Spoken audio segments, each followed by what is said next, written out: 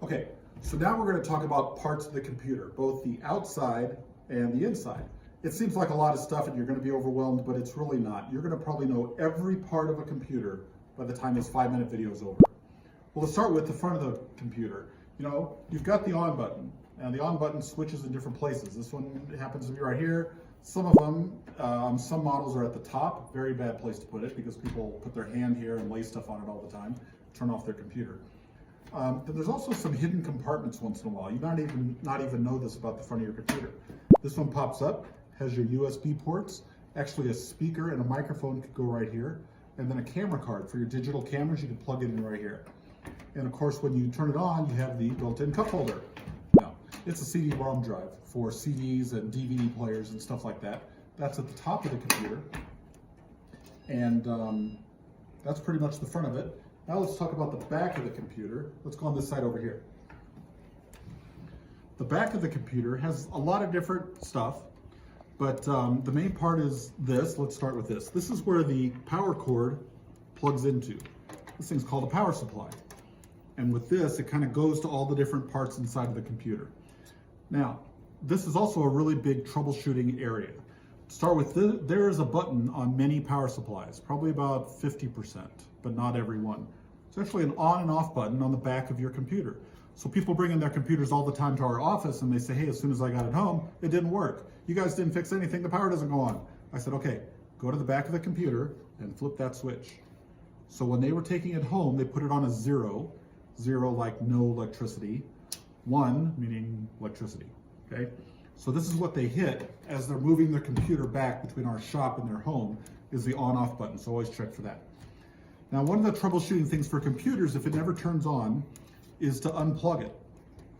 Now, if you ever take a computer and you unplug it, sometimes there'll still be lights on the computer or there'll be a buzz even though there's no electricity. That's because the computer keeps electricity stored inside, just a little bit, but that's enough to mess up your computer. When you turn it on and off, that doesn't fix it. You have to physically take the plug out of the computer. And when you take it off, usually try to turn it on for 1 second in the front. That dissipates some electricity, and you plug the power cord back in. Let me try something over here on this one. So watch, I plugged it in, and you can see there's an orange light over there, meaning something, and there's even a green light on the back right here. Now watch this green light right here. I'm gonna unplug it. Green light's still on. Look at that. No electricity. But if you wait long enough, and there's an orange light in there, no electricity. That's because your computer is storing up energy in the motherboard. So watch, I'm now waiting long enough and then it dissipates. That's what helps your computer restart itself. So if you're having a problem with your computer, you unplug it for about a minute, or you can unplug it and keep your finger on the on button. That helps it go a little bit faster. Plug it back in, and that'll dissipate the electricity. Now let's go to the back of this one again. You see on the back, there's this little red switch. Never touch the red switch. That's why it's red, meaning fire, or danger, or stop sign, or stoplight. Don't touch the red switch. The reason you don't touch it is because it transfers it changes the voltage of the electricity for the computer from the United States to England. So a lot of people have done this, who happen to be males, by the way. And when the males think, oh, I'm gonna fix my computer because I heard something on the back. So they move this little red switch. Now the thing is, you can't even do that switch without a screwdriver or a pen. You actually have to go in there, take that and shove it like that. They purposely didn't even put a little cover on there because they know, well, who's gonna go get a screwdriver and move this thing back and forth? Well, a couple of our clients have done that. And when you do that and you plug in the United States electricity into a computer that's built for the other voltage in England, it'll fry out the computer right away. So here's another hint. If there's no way to easily push the button, don't push that button. Okay, so that little red thing, never touch it. Don't forget the button on the back. Now, as we go down the back of the computer, well, let's talk about this. The power supply, that's a major part in the computer that gives everything electricity. And it looks kind of messy in here, but it's got a whole bunch of power wires. But that could be a part that's blown out of your computer. If you ever have a lightning storm or something like that happening in your house where all your microwaves and stuff are blinking the different light. That could be the computer. You unplug it, keep your finger on the on button, plug it back in and try to start it. If not, it could be this power supply. You often can smell the power supply burning if it's the power supply blown. So sometimes in our office, we smell people's computers. And if we could smell it immediately, we know, hey, it's this part, it's 50 bucks, we'll be done in 15 minutes. And we can put this part back in a computer. I've never ever seen a computer catch on fire, but I have seen these smoking before in the past. So that's just a power supply, about 50 bucks and 15 minutes to replace it. As we go down, there's different plugs. Now these plugs are attached to the motherboard. This little chip we'll talk about in a second, but that's why they're on one side of the computer and not all over the place. These are for really old-fashioned keyboard and mice that don't exist anymore. This is for a really old printer that doesn't exist anymore. This is probably like a 25-year-old jack, but they put this on this model of computer. And these are the two video ports. Remember, one's for one kind of monitor and one's for the other kind of monitor. Then there's different USB ports. So USB ports are where you can plug things in, and it doesn't matter which port you plug it into. Okay, there's 4 different ones here. Some of the computers have 6. Most of the computers, like I mentioned before, have it on the front. So as you plug it in, it can read it, but it doesn't matter which one. A lot of people get really concerned when they have to unplug their computer and bring it into us because they don't know where all their plugs go. Most everything goes into the same, there's only one place to plug it in. So for instance, the power button, power thing, only goes into one jack, okay? You've got the blue cable, it only goes into one jack. It's the USB ports can go into any of those 4, but it doesn't matter which one. The other one though that's a little confusing is sound. This one has 6 different jacks on it, which is 5 jacks too many. You only need 1 jack, and it's the green jack. That's the normal speaker cord plugs into the green jack.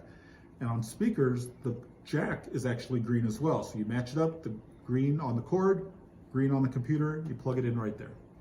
If you plug in the other ones, your speakers probably will not work. Okay, so keep that in mind. And the last one is an Ethernet jack.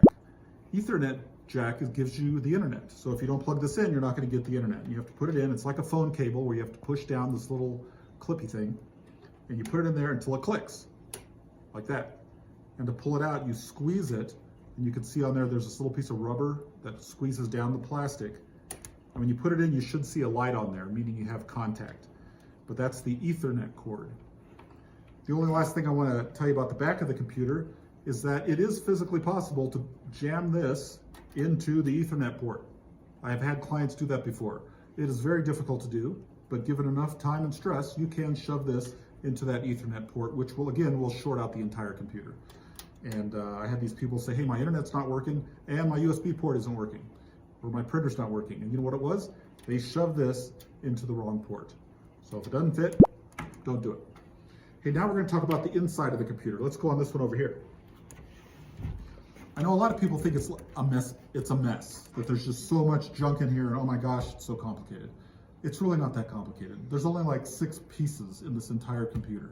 And if somebody tells you they're an expert in computer hardware, they're an expert in 6 different pieces of a computer. Not that hard. So I told you about this thing, the power supply, which is where you plug in your power. Okay, we'll plug that in. Okay, see the lights start to come on. This thing is like an octopus. It comes out and there's a different cable going to different parts. So it lowers the voltage so it doesn't blow out all the parts in your computer. So this may go to one thing, this cord goes to something else, and one goes to the motherboard. So the motherboard is this giant green thing on the bottom, and that controls everything. So everything on the computer plugs into there, and that connects things. Motherboards are very expensive to fix. So if you ever heard from somebody that your motherboard is shot, it is not worth fixing that computer. You're looking at $100 to buy a used motherboard that would fit your computer with your used parts in it. It's way better to buy a new computer or a refurbished one for about $200 than it is to replace this part right here. So then we've got a fan, and the fan is not just for decoration. It's covering something like this. This is called a CPU, stands for Central Processing Unit. It's basically the brains of the computer. Remember way back in the 60s when you used to have rooms that were 40 feet by 40 feet with air conditioners and stuff like that cooling it off? That's been replaced by this little postage stamp right here. And that helps your computer process all the information, the processor. It's kind of like the brain in your body. Everything in your body is controlled through the brain. So that's that. And this is what you pay most of the money for. When you hear things called i3, i5, or i7, those are different brands of the processor. So the higher the number, the faster it's going to go. It gets really complicated, but basically this is what makes your computer think. And the faster one of these, the faster everything else works. It's only this big. But this thing is held underneath this fan right here, called the CPU fan. We've seen it before where this fan breaks off of this, and it stops cooling it off. Once that happens, this thing will melt. This is aluminum. You know how hot it has to be for aluminum to melt? A little over 200 or 300 degrees will start to melt this onto your motherboard. So the second this fan stops, the motherboard notices it and will shut down your whole computer if this thing is broken or if it's become dislodged off of this thing, because that will melt and ruin the whole computer. So it shuts the computer off for safety. Okay, there's only a couple more parts in the computer we have to talk about. One of them, there's some slots right here. That holds these things called memory sticks. And people always say when you have more memory, your computer works faster, right? So think of it as a desktop. If you're at home and you only have a desk that's 2 feet wide, then you could only do a couple things at a time, right? You could do your taxes and you could do your bookkeeping, or you could take away your bookkeeping and you got to do your solitaire. You take away your taxes and you can do your recipes or whatever.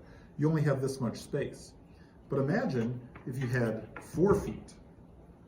What if you had a desk that was this big? Oh, I could do a whole bunch of stuff then. I could do my recipes and my solitaire and my bookkeeping and my taxes all at the same time, because you're spreading out.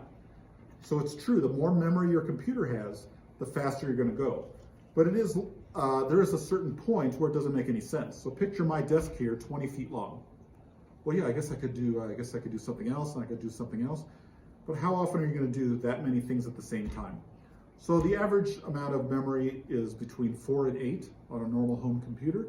If you're really doing high-end stuff, you need more memory to install on your computer. These are about $50 or so to upgrade your memory, okay? But the other major thing in a computer is the hard drive. And the hard drive is like a filing cabinet.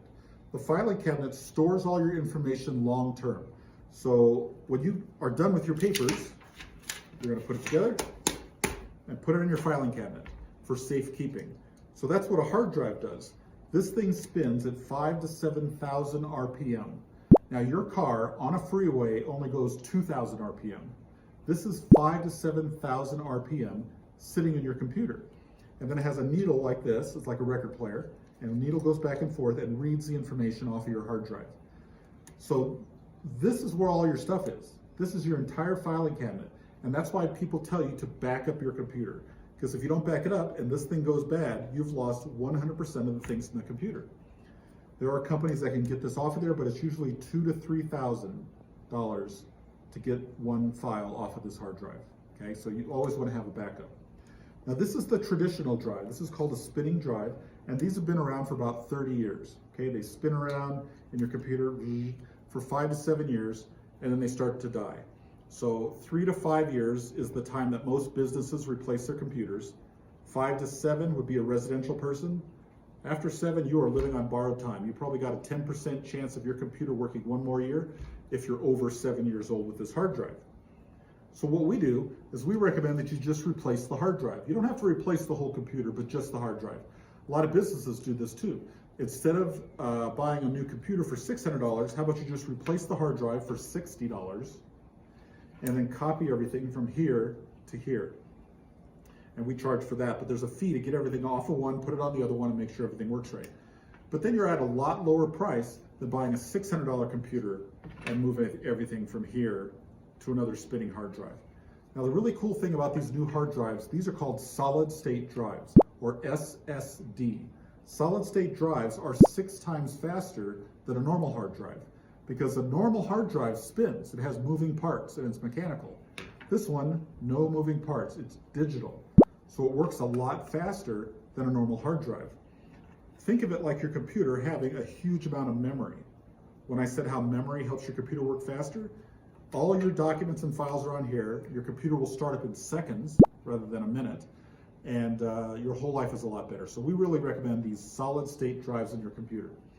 And when you bring in your computer, it's pretty simple. We'll just be able to take it like this, copy all your stuff over, and plug in your solid state drive into your computer, and then you'd be up and running for a faster computer.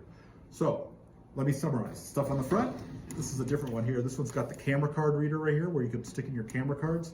It's got USB ports, your cup holder, and you've got your ports on the back. Remember that black button on 50% of computers? If you have a laptop, you're not going to have a button like that. But you still have to have the same concept when you have a laptop. If something's not working right, you can't just unplug it. You've got to take the battery out of the laptop and then hold the on button down. You get that? Because if you unplug this, a laptop has a battery in there, and the battery will keep running. So you've actually got to pull the battery out, then hold your finger on the on button for a couple seconds, and put everything back together. And we got all the parts of the inside of the computer. And you guys now know every part inside of a computer. There's not a lot of magic about this, but we've covered all those things. That'll help you out troubleshooting and thinking about those things in the future. If you're ready, go to one of our other videos.